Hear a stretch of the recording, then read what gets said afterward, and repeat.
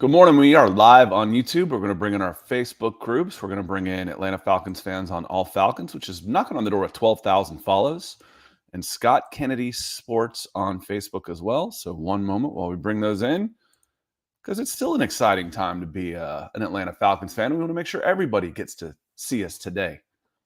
Welcome in, everybody. This is the Falcons Podcast on a chilly Atlanta Sunday morning. It was chilly Sunday morning too, I promise you. Monday morning, 27 degrees here, Nick. And but the Falcons have been heating things up on the free agency market, and they're getting ready for the NFL draft. We want to talk a little bit of both. Some of the signings they've made, including one that was announced last night, and then one of the top 30 visits for an explosive running back. As we turn our focus a little bit more towards the NFL draft, as the Falcons may have done their most damage already in free agency, and they'll start turning their focus towards the NFL draft a little bit. So welcome in, everybody. And first off, I'm Scott Kennedy, your host. I'm in Atlanta, where I said it's freezing cold, literally. This guy over here is Nick Kendell. He's in Seattle, so we are coast to coast with our coverage here. So, Nick, how are you this morning? I'm doing well. It was a busy weekend. I went into the office both days. We're renovating, so I got plenty to do with all my different tasks and catching up. So that's okay. I will take my time back in the summer when it's a little nicer out. And things are kind of slowing down on the free agency front as we start to pivot our attention more towards what we enjoy the most, what really actually brought us together, which is the NFL draft. But doing well. Excited to talk a little bit of Falcons today, and we had nice weather this weekend. I did go to the office both days, but both mornings I kind of went out for long walks, dog parks, that kind of thing. So spring is around the corner. Cherry blossoms out here in Seattle are starting to turn. It was a long, cold weekend for this family. We had 9 a.m. baseball, and the baseball and soccer were an hour apart, and baseball's an hour from my house. 9 a.m. baseball, over to 1 o'clock soccer, back to my house to watch Chelsea at 3, back to baseball for a 7 o'clock bracket game that started at 8:30, back home, back to soccer at 11 a.m., so we have to be there at 10, back over to baseball where we caught the 6th and 7th inning and lost in the 7th, so we didn't play another game, and then back home. It was 7 hours in the car and 5 games and 300 miles and way too much gas. That's why I'm getting something a little more efficient. And it was cold. God, it was cold. You know who's not cold, who's keeping us heated up in here, is this guy, Michael Ranquillo, coming in hot pink. He says he's coming in with a $50 super chat. Michael, thank you so much, man. Always with the support. He says, good morning, Scott and Nick on the Falcons podcast. And just as a reminder, I've got it running on the ticker now. It says, YouTube super chats and Facebook stars are a great way to support the Falcons podcast, just like Michael just did. So thank you so much, Michael. You're number one in our hearts. Appreciate it so much. Big Al coming in. He says, morning, gentlemen. Good morning to you as well. And he says, I see where somebody had us marked to trade back and pick up Ohio State wide receivers. If you look enough, someone's going to have you doing something of everything at some point. I don't want to. I love the trade back options. I always do, for the most part. But I don't know. I don't want a wide receiver in the first. If you're there and there's discussions, they could pass on Jalen Carter. I said Tyree Wilson would be a better option. One of the Falcons writers are following. I'm like, yeah, he would be. He ain't going to be there at 8. So, we'll see. The picture I used this morning is the Atlanta Falcons' new wide receiver. They made a signing last night, Mack Hollins. Nick and I will talk about him shortly. And then Tajay Spears from Tulane, the running back on the right. There's some news about him in the Atlanta Falcons too. So that was my cover art this morning. So it was Tulane, and their green wave helmet is very cartoonish isn't the right word. It's very animated. I think that's the right word I'm looking for. Not cartoonish, but animated. There's a lot going on there. I think it's kind of cool, honestly, for a change. Yeah. I love Tulane. Great story last season coming out. I think they were originally in the SEC, right? And then they left the SEC. This is a long time ago, and had that one of the best college football games of the season, in my opinion, that Tulane versus USC. I don't remember which bowl game it was, but incredible. Cotton Bowl, maybe. I don't know either. And all I know, I think you're right, because I think the USC defenders are still going, Tajay Spears. Spears. I think he ran for about 250 and 4 touchdowns or something on him, like 5 or 6. I don't know. It was a huge. We'll get into him here in just a little bit. And Pax Paint says chilly is an understatement. Yeah, for the third week of March, in Atlanta when you're in the 20s, and it was windy. That was the hard part. It was windy. It was cold. But we got out the big stuff, the big jacket that I had thought I'd put away for on Monday. Yeah, needed that one again. And you know what the fun part is? This is how we all get sick down here. It's supposed to be like 85 on Thursday. Oh my God. That's too hot. I'm the Pacific Northwest has made me soft. Anything like below 45 or above 75, No. I'm complaining. I lived in Southern California for 10 years. There's a 60 to 80 range. Anything outside of that, and it causes problems. Yeah. And rain. And rain. Yeah, rain. I told you, some of my California friends making fun of the fact that 2 inches of snow, no, 2 inches of packed ice shut this city down. Cars were sliding sideways. And I see how y'all react when it rains. So just shut the hell up. Roderick had me a question on Twitter. Roderick, I turn my phone off when I go to bed. So you didn't wake me up. I did sleep in a little bit. Yeah, I've got a cat that wakes me up early. But he went away, went and got some breakfast, and then came back and wanted to snuggle. And I'm like, 7:50 sounds okay this morning after this weekend. So no, I turned my phone off. And yeah, Akey had 18 degrees or minus 18, maybe. A little chilly. It's a little too cold for me. Joe Cannon comes in. He says, "Great morning, Scott and Nick, and to you as well, Joe. We're gonna have to do a meet and greet. I want to meet up with y'all at some point. I think we need to do that. We might get on that this summertime camp or something." Billy Holman says, "Subscribe, like, and share." Yes, please. We just broke 3,000 YouTube subscribers, which is great. We were at about 1,100 this time last year, so we've tripled in size thanks to people like you. So thank you so much. Clayton Heron coming and says, "Morning, guys. Smash that like button first day of spring." And then I guess we can start here. Who is the explosive running back the Falcons want? The news came out yesterday, Ryan Adoniston. Good morning, Ryan. That Tajay Spears of Tulane is getting one of the Falcons' first 30s or top 30 official visits in college speak that they're bringing in to meet, evaluate, et cetera, before the NL draft. So Tajay Spears, and I got some video on him queued up here. This is from the NFL draft. All right. See the crowd? Well, I'm not the NFL draft. Sorry. Is this from the Senior Bowl? See the crowd? They did, before the second day of practice, and this may have been the third day of practice, they did one-on-ones that were basically call-outs. So this was a little bit different than your typical one-on-one. Hey, where are all those people in the crowd? One of the reasons why was because they were doing call-outs. So Tajay Spears got the number for the running backs, and this was just one of the call-outs for him.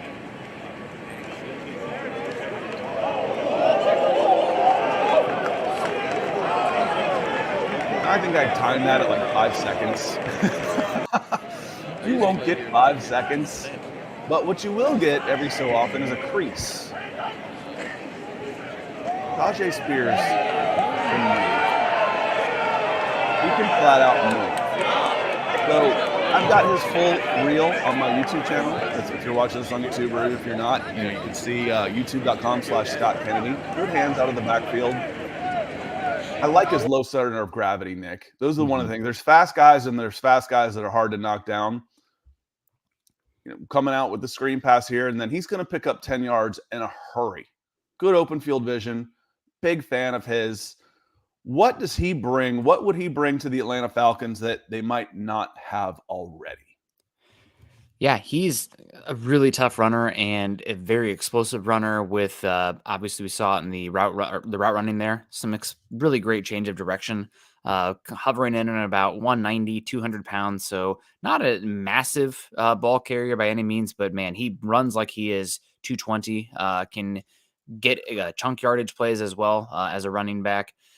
Just looking at the data with him and watching him at Tulane, they really didn't utilize him much in the past game. So like we kind of saw a little bit that was there in the Senior Bowl, but which is nice. Very much, yeah. It's a controlled environment. And you get to see guys do all the same thing instead of just what their team asks of them. So it's a good evaluation tool.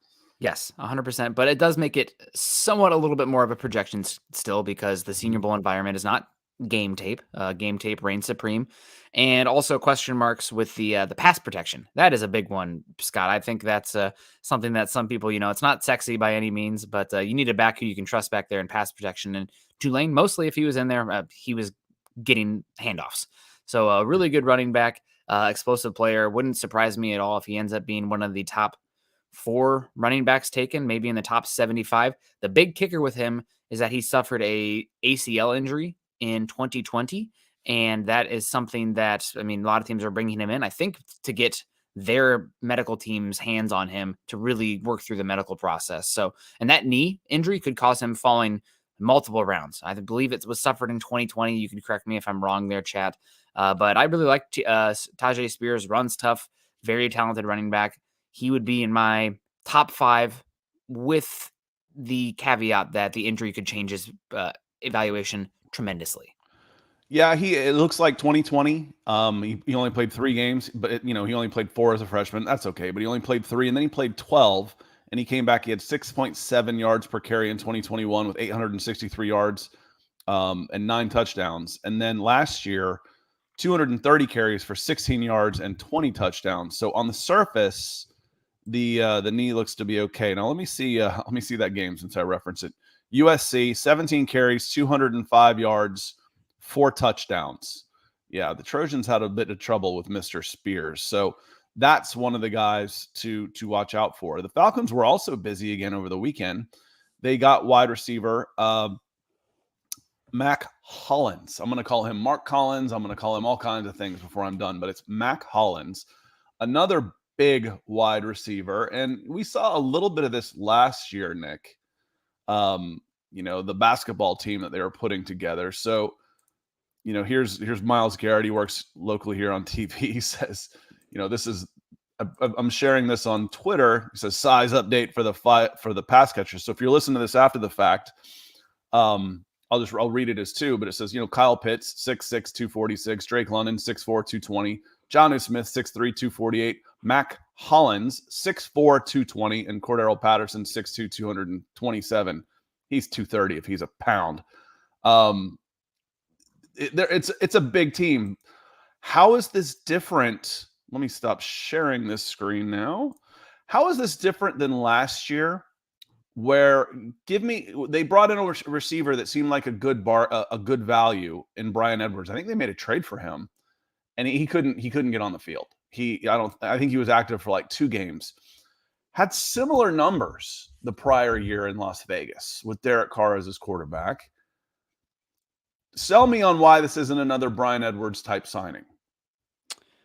It could be a little bit of a Bryan Edwards signing because you're not signing somebody to be a massive contributor as a pass catcher in the game. Now, he does have a niche. He can be an explosive down the field player. He's really good with the 9 route, the fly routes, whatever you want to call it, down the field, getting vertical.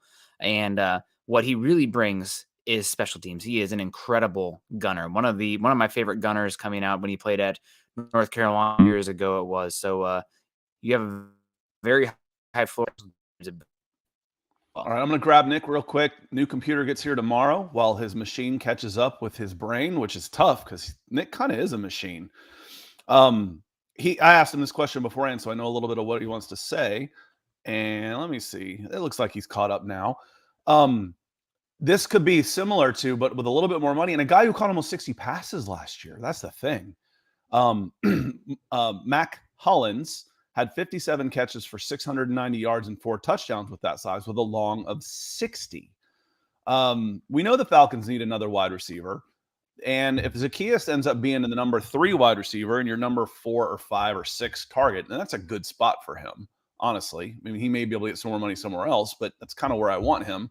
So if he's behind Pitts, Patterson, Algier, Drake London, even maybe Jonnu Smith, maybe Mack Hollins, and then Olamide Zaccheaus, he gets 30 catches in the slot or something like that. That's starting to become a solid group.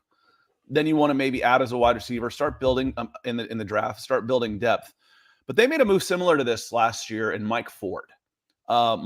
Nick and I both do Broncos podcasts, so I watched a lot of Mike Ford in the preseason. I was like, ooh, I don't want this guy anywhere near on the field. At corner, he was spectacular as a gunner. Spectacular. So much of the fact that I don't hardly ever even notice that those guys, except like the return guys and then the kickers. That's about it.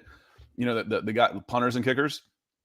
And I was on a podcast with the Chicago Bears group, right before the Falcons played the Bears, did anybody have special teams we should really watch? And I was like, yes. Because that was about week 15, week 16, one of the second to last, third last game of the seasons. And Mike Ford was awesome last year. So if you can double those two guys up, you're going to be pretty good on special teams.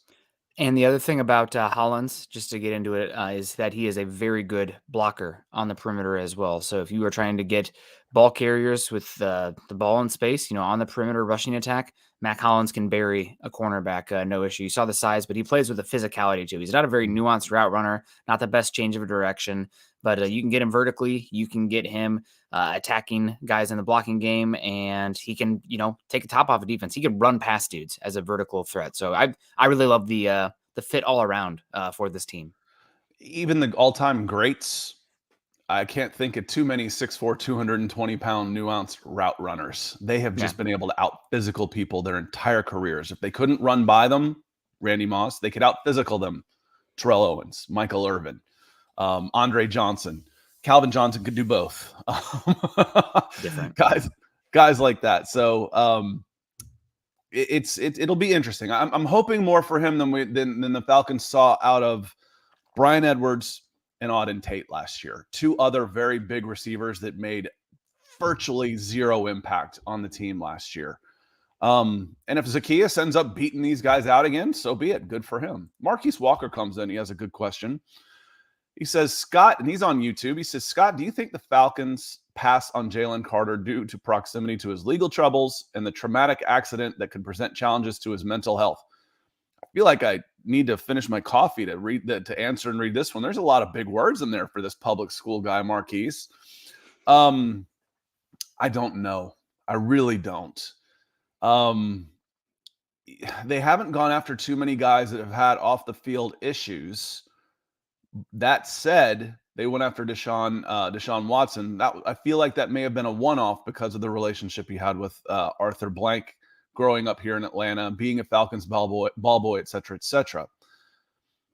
It's on paper, it's not overly serious. He got really lucky here. If you are charged with two if it's me and you doing this stuff, we're looking at possible, light jail time and an expensive as hell fine if you get charged with reckless driving and racing. In an accident that causes two fatalities, you're lucky you don't walk away with a manslaughter charge, a vehicular manslaughter charge. So I don't know. I don't think he falls out of the top 10. Would the Falcons make that pick? And right now, he's not doing himself a lot of favors. He showed up a little heavy at Georgia at the pro day, didn't run because he was probably a little out of shape. That I think it's a concern. I don't know. If you're the Falcons, it might be worth a risk because you need to hit on a big-time player like that than to be safe. But Marquise, I don't know. We don't have a lot of track record there with guys and their idea of players that are having some checkered past, so to speak.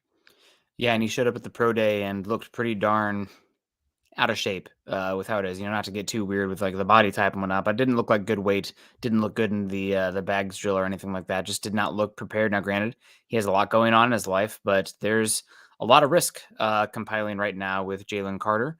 And a lot of teams are risk adverse, especially when you're talking about investing millions upon millions and the opportunity cost of taking a top 10 draft pick. So will be interesting to see how it plays out. I don't know Jalen Carter. This is teams in the NFL draft evaluation are as much, private investigators trying to figure out what makes these kids tick as they are, scouts evaluating the tape. So we'll see how it plays out. But yeah, really a fascinating and an unfortunate storyline so far with Jalen Carter because he is tremendously talented, one of the most talented players in the draft, but there's a lot of talented players out there that flame out because of issues on and off the field with just can't really get it together. So I'm not going to pretend to know what's going on with Jalen Carter's life right now, but from the outside and a very peripheral view on it, it seems like there's a lot of risk in selecting him right now. And you mentioned, having private investigators for what you're talking about here, the investment you're about to make of $30 million if you're going for a top 10 guy. It's probably somewhere in that, especially once you add in the possible 50-year option. It would be more than that. Dropping $100,000 for the best investigative services you can get is cheap. Mm-hmm. So that stuff happens all the time. And they're talking to the guys like middle school principals, like their Sunday school teacher when they were 5. Like any incidences here, they go unbelievably deep with all of this. Have a guy in retainer for $250,000, and that could be all he would do, and that would be a very nice living for a PI. Yeah, that would be all he does. So Marquise, I'm sorry I don't have a better answer for you, but honestly, I think that's a great question. It's such a great question. I don't have an answer. I really don't. And we don't want to speculate. Also, like we don't have all the information. It would just be irresponsible, reckless. Stupid. Well, we are speculating. I kind of always. I'm not talking about like, is he guilty or not guilty? I'm talking about he's been charged with these 2 things. Those are facts. Yeah. He showed up out of shape. Those are facts.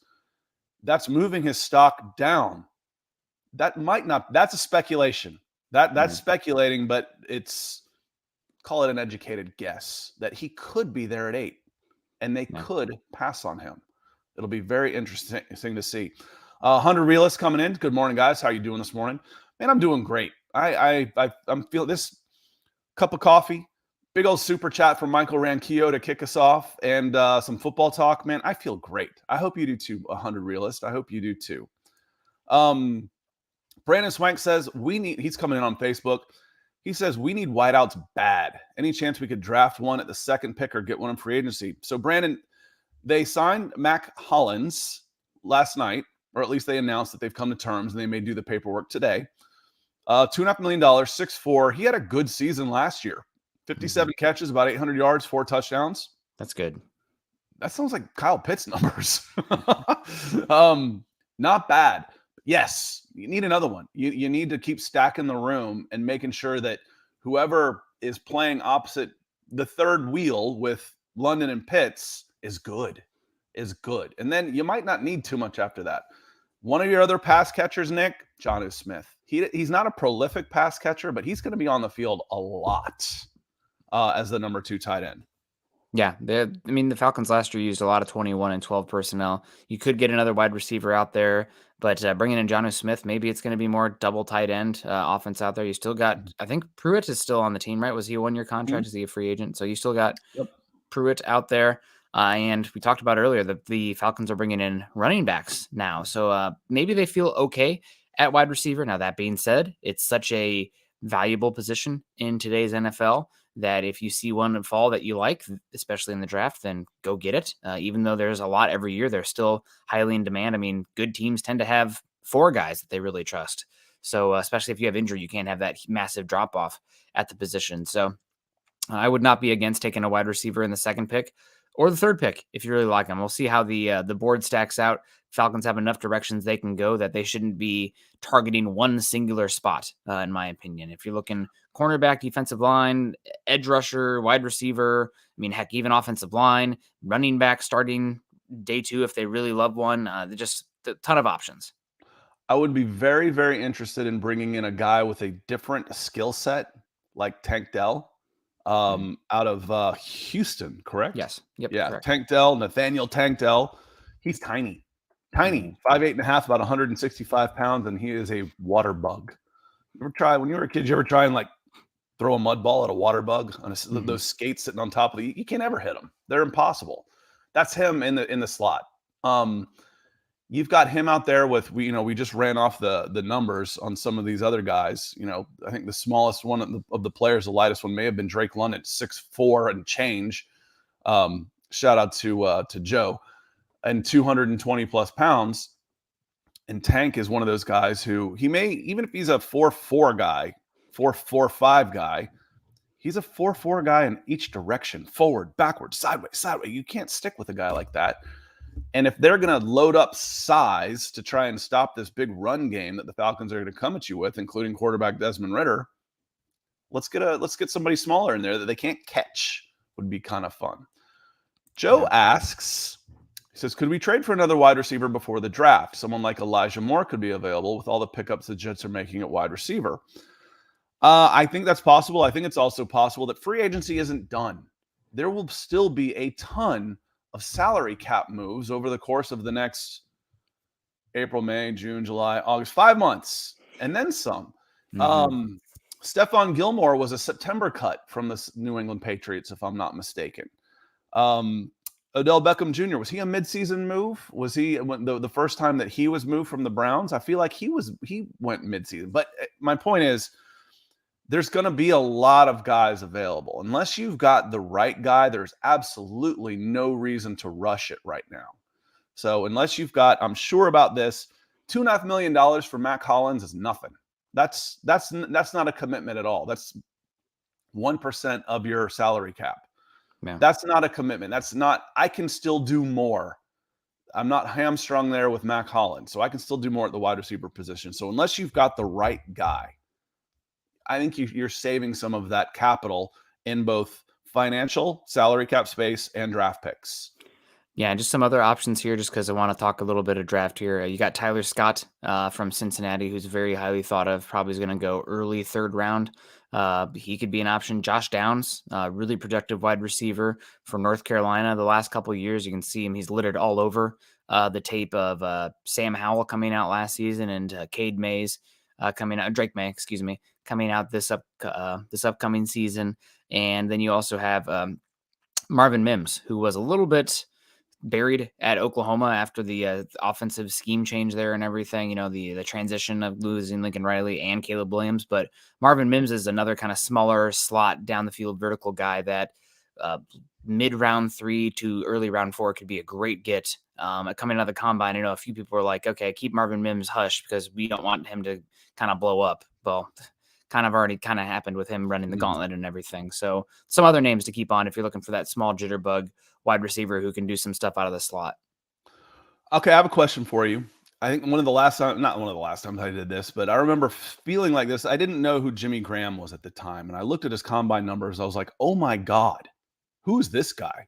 Okay, well, he turned out to be pretty good despite the fact that he didn't have a very high grade on him. I don't know anything about this guy, okay? But I'm looking at his numbers. 6'4.5", 200 pounds, 33-inch arms, 4.37 40. Okay, that could be fluky. 37-inch vertical with a 10-10 broad. That's not fluky. At 6'4.5", 200 pounds, Matt Landers of Arkansas. Do we know anything about him yet? Or it seems to me like we need to. Don't know much about him yet. Personally, I have not watched him. My feed kind of went in and out there, so I thought you were going to be talking about Kuntz from Old Dominion there, talking about I think probably the most athletic specimen from tight end this year at the combine. But Landers, if he's going to test like that, especially with what teams are looking for at tight end with athletic freaks, he's going to go somewhere day 3. Yeah, and Akey said he's not a football player. Like I said, I'd be interested to find out because I might try and make him a football player. If you're 6'4" with almost an 11-foot broad jump with almost a 40-inch vertical, he sounds like a basketball player, but not at 6'4", 210 pounds with a 4.37 40. That sounds like. I'll go look up the numbers of Julio Jones and AJ Green. Calvin Johnson's a little bigger than that as far as weight. He's probably 220 plus, but physically speaking, you're talking about some of the very best. I might try and make him a football player. I'd be willing to throw a 7th at him if nobody thinks he can do anything. And maybe I get a world-class gunner out of it at that size, like we were talking about that a little bit. You know what we're going to do? We are going to have Mark Schrader close us out of here. I want to say thank you again. I'm going to start at the opening here. Michael Ranquillo came in with a $50 super chat to help support the show, like that banner saying across the bottom. It's a big help to the show. And you can do that on Stars on Facebook or YouTube super chats, even after the fact. Like I've said, come leave if you're watching this after the fact, and most people do. We get about 4x of our views on this stream after the fact. Leave me a comment, Nick and I'll send it to Nick. If you have a question for Nick on anything that he says, we will follow up. Mark Schrader finishing us off with $20 super chat. Thank you so much, Mark. That is such a huge help. I know not everybody is in in a situation, or maybe, I'm not comfortable doing it yet until I know more about these guys of supporting financially. But what you can do is, why don't we check out how about giving us a rating on iTunes? Check out the Falcons Podcast on iTunes. I'm going to drop a link in the chat. Go give us a rating.